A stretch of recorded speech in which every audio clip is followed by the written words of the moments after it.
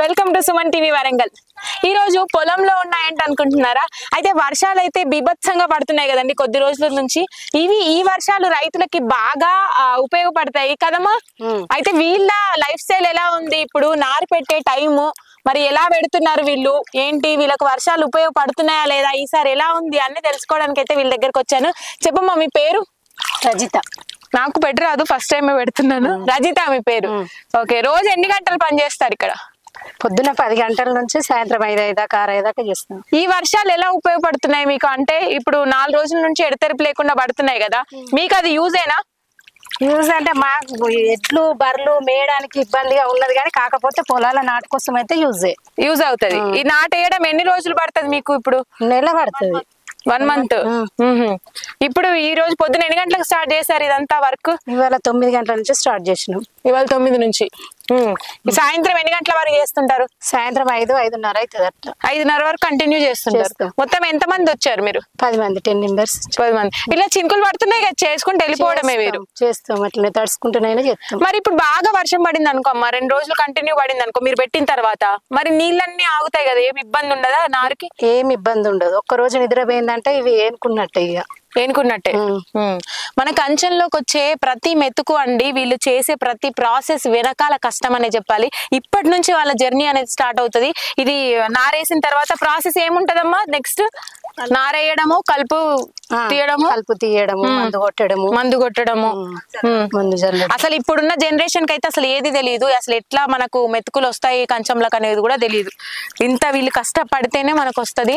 చూడండి వీళ్ళు ఎన్ని గంటలమో, మొత్తం 10-12 గంటలు చేస్తుంటారు వర్క్. 8 గంటల నుంచి. 7 గంటలకు కూడా. రోజులో ఎన్ని ఎకరాలు చేయగలుగుతారు? దాదాపు 10 మంది 2-2.5 ఎకరాలు వేయగలుగుతారు. ఉపేంద్ర అమ్మ, ఎన్ని సంవత్సరాల నుంచి అమ్మ మీరు పుట్టినప్పటి నుంచి ఇది పని చేస్తూనే ఉన్నారు కదా? మీ పిల్లలు వాళ్ళందరూ కూడా చేస్తుంటారా ఈ నారేయడం అంతా కూడా? నారేయడం మాకు ఇదే పని, మేము ఇదే చేస్తుంటాం. ఇవే చేస్తుంటారు. మీ పిల్లలు ఇప్పుడు ఏం చదువుకుంటున్నారు? మా పిల్లలు చదువుకున్నారు. ఒక పిల్లగాడు వ్యవసాయం చేస్తాడు, ఒక పిల్లగాడు ఎంజిఎంలో పని చేస్తాడు. మనవాళ్ళు మనవరాళ్ళు అందరు ఉన్నారా? ఉన్నారు. వాళ్ళకి ఎరికేనా అంటే మీరు ఇప్పుడు చేసే ఈ పని? చిన్న పిల్లలే, చాలా చిన్న పిల్లలు. ఇప్పుడున్న మామూలు పిల్లలకైతే అందరి ఇళ్లలో వాళ్ళకి తెలియదు కదా, మీరు నారేయడం గానీ ప్రతి ప్రాసెస్ గానీ తెలియదు కదా. ఎన్ని గంటలు కష్టపడతారమ్మా మీరు? మేము పొద్దుట 6 గంటలకు వస్తే మళ్ళీ బాగా ఉమ్మిరి నాట్లుంటే సాయంత్రం 7 దాకా ఉంటాం. 7 దాకా? 7 దాకా ఉంటాం. పొద్దుట 7 గంటలకు వచ్చినా మళ్ళీ 7 దాకా ఉంటాం. అవునా? ఇట్లా కర్ర ఊపడి దాకా వేసి వెళ్తాం. ఈ వర్షాలు ఎట్లా అనిపిస్తున్నాయి మరి? 3 రోజుల నుంచి కంటిన్యూగా పడుతున్నాయి అంటే గొడ్డుకు గొర్రెకి ఇబ్బంది అవుతుంది. అబ్బా, ఈ ఒక నాటు వేసేందుకే నీళ్ళకి మొత్తం సహకారం అవుతుంది, పొలాలు దున్నుకుంటానికి. అవునవును. ఒక దీనికే మనకు బుద్ధ పాటకే ఒక వాన వస్తే మాకు వర్కౌట్ అవుతుంది. ఈ గడ్డ పండ్లకి ఏదైనా కాదు. కంకులు అవన్నీ కూడా ఖరాబ్ అయిపోతాయి. చక్కెర ఎర్రబడ్డది అట్లా ఖరాబ్ అయితే. ఎన్ని పెట్టుతున్నారు? ఒకటే సెట్ ఇట్లా అంతే, ఇట్లా తీసి ఇట్లా పెట్టడం. పత్తి పెట్టి కలిసి అన్ని చేసి మందులు కొట్టి మాగులు కొట్టి అక్కడ కొంచెపోతే 6,000 కింట 7,000 కింట అని మాకు అసలు ధరలే లేకుండా చేస్తాను. అక్కడికి వెళ్ళిన తర్వాత అక్కడికి వెళ్ళాక ధరలు ఏవే లేవు. ఇప్పుడు ఇంకా వచ్చిన పత్తి నీళ్ళలో పెట్టుకుని ఉన్నారు, ఇంకా ధర పెరుగుతుంది అని. అయ్యో, ఈ బ్యాంకులు రుణాలు తెచ్చుకుంటున్నాం, మీరు రిల్వాలు చేయాలి, మీరు మిత్తులు కట్టండి, మీకు మాపులు చేయమని ఇట్లా మాట్లాడతారు. ఈ కట్టం చేస్తారో మాకు పూట కలిసితే కట్ట ఉన్నది. ఇప్పుడు రైతు బంధు అవి రావట్లేదా మీకు? ఇంకా రైతు బంధు కనుక వస్తుంది కానీ ఇంకా ఏలైనా వచ్చిన ఆయన ఈ ఏంది రుణాలు మాపీలు అయ్యి అని ఇంకా రాలేదు. ఇప్పుడు ఎలక్షన్స్ అయిపోయినాక రాలేదు. అవునా? కాంగ్రెస్ వచ్చిన కాంచి రాలే, ఇక వారికి వచ్చినాయి అన్ని చేసినాయి.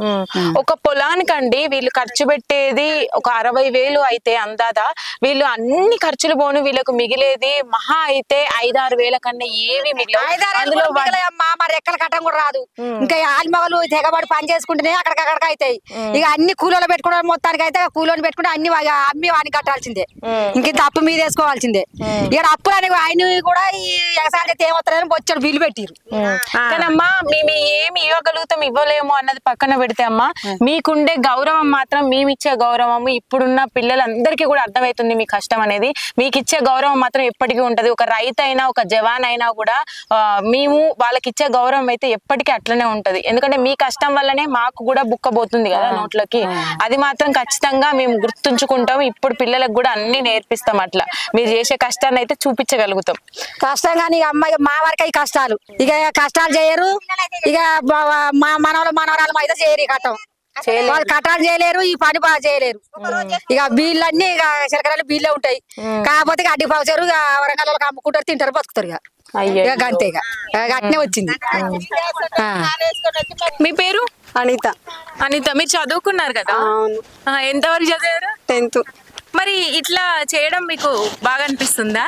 చేయక తప్పడం లేదు, ఇప్పుడు చేస్తాను. అదే వ్యవసాయ పనులు అంటే మామూలుగా మీ ఇంట్లో వాళ్ళందరూ చేసుంటారు కదా, మీ తల్లి తండ్రి వాళ్ళతో. అప్పటి నుంచే మీకు అలవాటు అయిపోయింది? లేదు లేదు, పెళ్ళైన కాంచే. అప్పటి వరకు మిమ్మల్ని బాగా చూసుకున్నారు, తర్వాత మీకు అలవాటు అయిపోయింది చేయడం. ఎట్లా అనిపిస్తుంది మరి మీకు ఇప్పుడు? ఇక చేయక తప్పదు కూడా చేస్తాను. కష్టమైనా నిట్టురమైనా ఏదైనా కూడా తప్పదు, చేయాలంటే చేయాలి అంతే. ఇదంతా చేసిన తర్వాత అండి మన చేతిలోకి ఇప్పుడు మీరు అంత వర్క్ చేసిన తర్వాత చేతిలోకి బియ్యం వచ్చినప్పుడు మీరు తీసుకెళ్లేటప్పుడు మీకు ఎలా అనిపిస్తుంది? అంటే పంట పొలాలు మొత్తం కూడా మీకు లాభం వచ్చినప్పుడు ఎలా అనిపిస్తుంది? ఏం లేదు, ఇప్పుడు మొక్కజొన్నలకు వచ్చేసి 2700 ఉన్నాయి. మొక్కజొన్నలు చూస్తే అట్లున్నాయి. ఇప్పుడు ఉంటాయి, ఇప్పుడు ఏముండవు కదా మా దగ్గర. మా చేతిలో పెట్టుబడి కావాలనుకుంటే అప్పుడే అమ్మేసుకుంటాం. ఇప్పుడు ఏముండవు కదా, అందువల్ల ఇప్పుడు రేట్లు ఉంటాయి.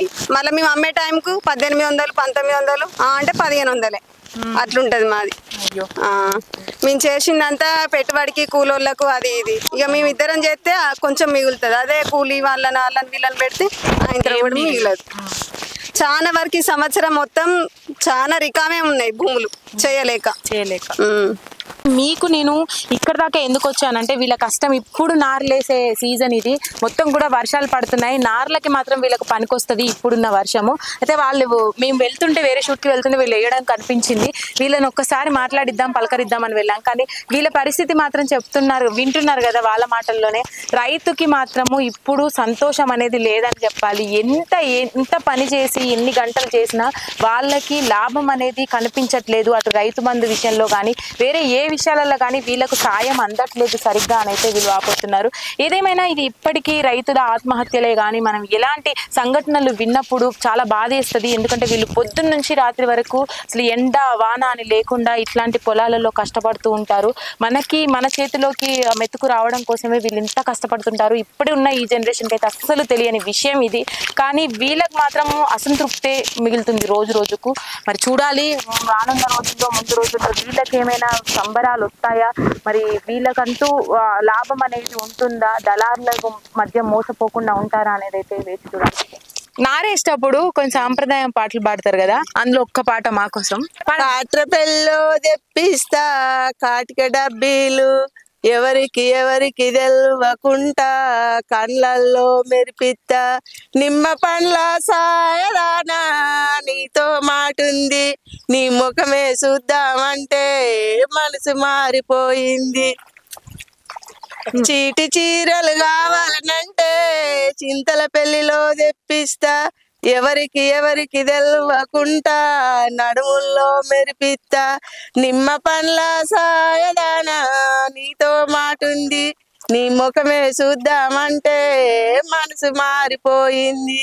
అంటే ఇట్లా వాడుకుంటా చేస్తా అంటే మీకు ఉత్సాహం వస్తుంది కదా, పని చేసినట్టే ఎక్కువ అనిపించాలి అంతే కదా. మంచిగా వాడినావు. మీ పేరు? నా పేరు యశోద. యశోద గుర్తు పెట్టుకుంటారు అందరు నీ పేరు, అంత మంచిగా వాడినావు.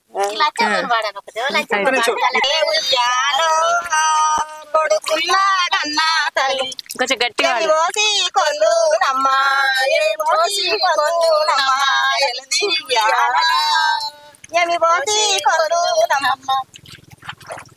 పాలు పోసి కొనరే అమ్మ పాలు పోసి కొనరే అమ్మ పడి ఉయ్యాలో పాలు పోసి కొనరే అమ్మ ఊరికి ఉయ్యాలను